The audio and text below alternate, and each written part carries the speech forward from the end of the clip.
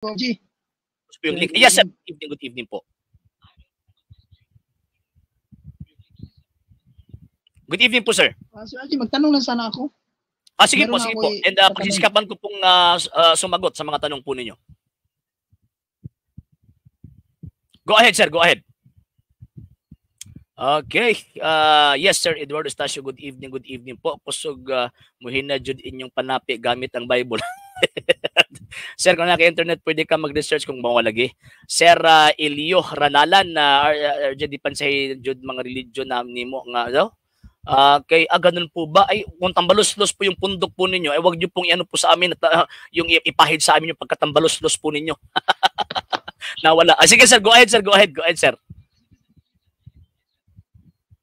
Sir, maitatanong na ako, sir, ba, doon sa binanggit yung tinanong ko sa'yo kanina sa PMC Support Watch.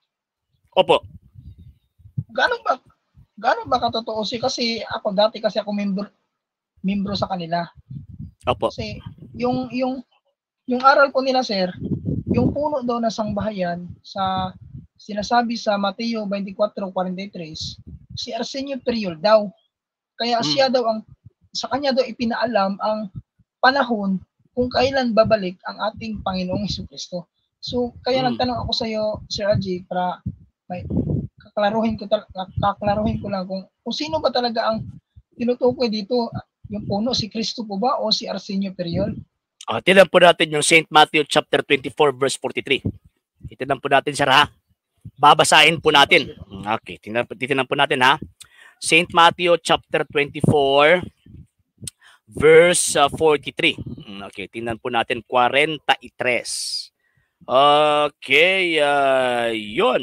Ang hiding po niya, walang taong nakakaalam kung kailan babalik si Jesus. Okay, 43. Tandaan ninyo ito.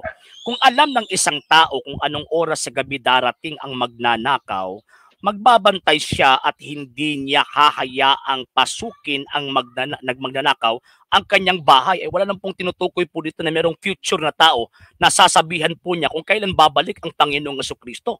Ang hiding nga sa banal na kasulatan, walang kahit na sinong tao ang nakakaalam kung kailan babalik ang Panginoong Jesucristo. Pagkatapos dito, sasabihin nila na siya po yung may alam. Ay wala po sa pagkakaiba ni William Miller kung ganyan po yung katuruan po nila. Pangalawa, ano po yung basis po nila na sila po yung tinuruan ng Panginoong Jesucristo na hindi po pwedeng magkasalungat yung ginagawa ng isang sekta o ginagawa ng isang iglesia kung ano yung nakasulat sa banal na kasulatan. Bakit po kasi sa banal na kasulatan, yung totoong kay Kristo ay ipinadala po ito. Meron pong tinatawag na pagpapatong ng kamay gaya na ginawa ng mga apostol sa unang siglo. Tanong, sino po ba nagpatong ng kamay kay Mr. Priol? Engkanto? Hindi po. Huwag po natin paniwalaan yun. At syempre, hindi po pwede na yung interpretation po natin, gagawin po nating ilusyon. Itong mga taong yung mga taong yan kasi, sir, mga ilusyonado po yan. Puro po ilusyon yung nasa isip po nila. Yan po. Next question po, sir. Next question po, sir. Okay. Parang hindi po maganda po yung signal po nyo, sir, Missionary Faith. Okay, yun. Sino po? Go ahead, sir. Go ahead, sir. Follow-up question, sir.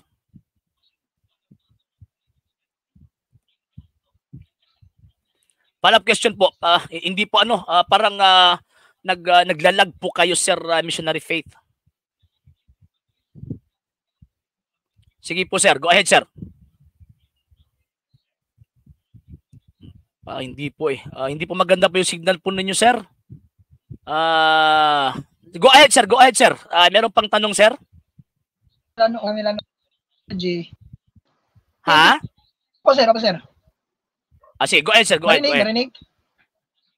Yes, sir. Yes, sir. Yes, sir.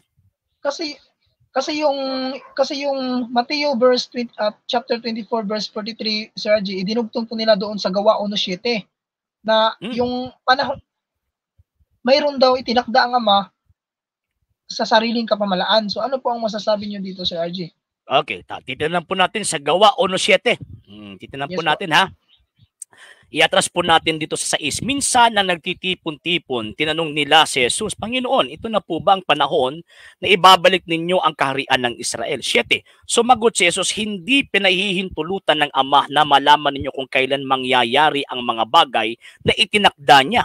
Ngunit pagdating ng banal na Espiritu sa inyo, bibigyan niya kayo ng kapangyarihan at ipapahayag ninyo ang mga bagay tungkol sa akin mula rito sa Jerusalem hanggang sa buong Judea at Samaria at hanggang sa buong mundo. Wala naman po sinasabi po rito na may tinutukoy po siyang tao na mag-i-interpret sa mga sinasabi ng Panginoong Jesucristo. Wala po eh. Wala pong connection ang St. Matthew chapter 24 verse 43 and Acts chapter 1 verse 7. Wala pong connection po yun. Number 2, wala pong taong tinutukoy po dyan, yung sinasabi at kiniklaim po nila na sila po yung binibigyan ng authority na papahayagan ng Panginoon. Hindi po kasi tapos na po yung pagpapahayag eh. Saan po kailan po natapos yung pagpapahayag ng Panginoong Diyos? Natapos po ito sa last apostle na si St. John the Evangelist. The rest of the, kaya nga po, kahit na sinong mga tao po ngayon, wala na po silang maibibigay or hindi na po pwedeng maidagdag pa yung mga sinasabi po na sa kasunod kasi tapos na po yung revelation eh.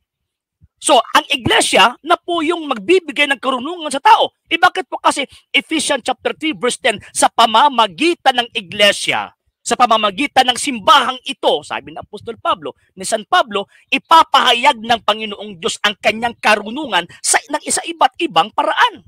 Wala po yung connection si Mr. Periol eh. Basura po yan sa paningin ng Panginoong Diyos at sa paningin ng katotohanan. Kaya nga po, sige sir, po, sir. Kasi sabi po sa kanilang katuruan, sir, yung pagtawag daw ni Apostol Pablo ay kaparehas daw sa pagtawag ni Arsenio Periol. Pero yung kung babasahin po natin ang Biblia, yung pagkatawag ni Apostol Pablo hindi po nagtapos sa tinig at tiwanag.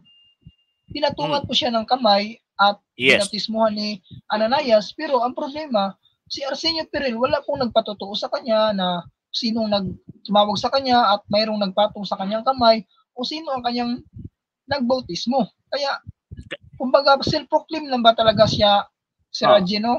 Kumbaga lalabas self-proclaim na talaga. Yes sir, kaya nga ilusyon nga eh. So dapat ito si Mr. Periol magpatingin po ito sa psychiatrist. Kasi kaya dapat magpatingin sa psychiatrist kasi nagkiklaim na pagkatapos walang patunay eh. Kaya nga po kung sasabihin na si Mr. Periol, ano yung patunay?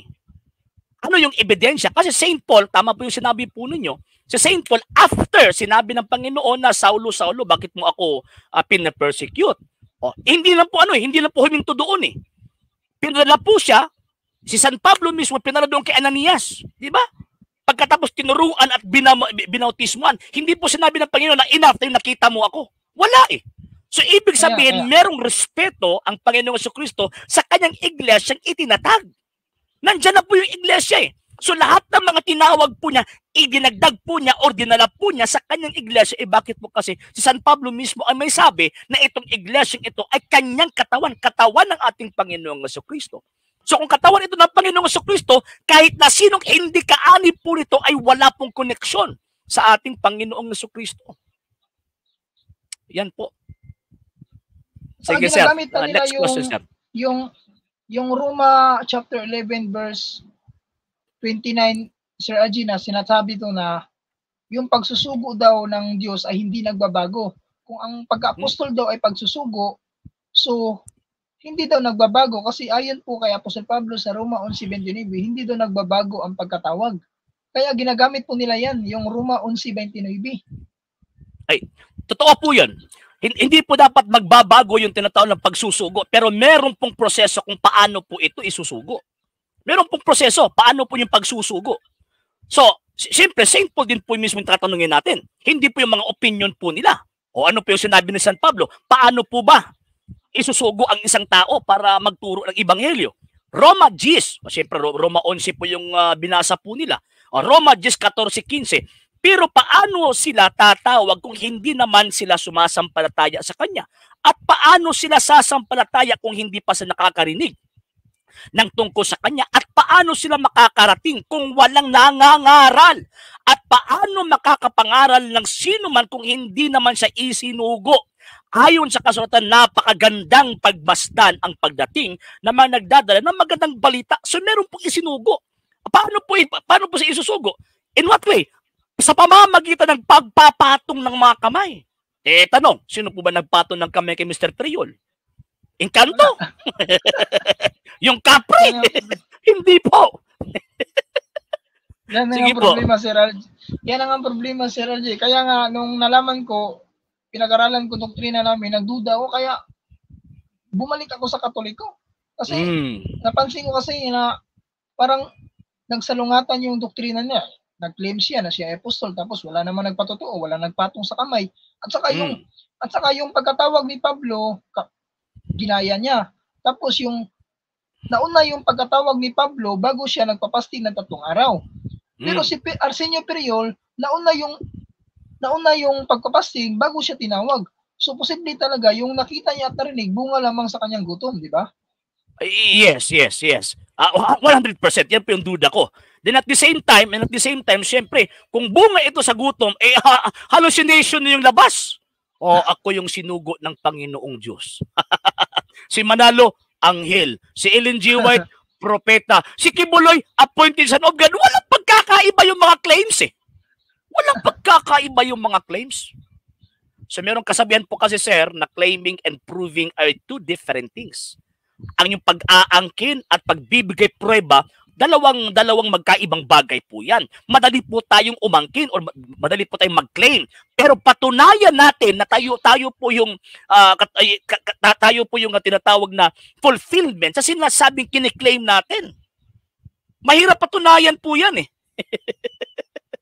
Sige sir, go ahead. May tanong ko ako sa iyo. Wala na, Bro. Salamat na lang po. Sige po. Thank you po, sir. And maganda po yung tama po yung desisyon po ninyo na maging Katoliko po kayo ulit. Maraming salamat and God bless po sa inyo, Ave Maria. Okay. So ayun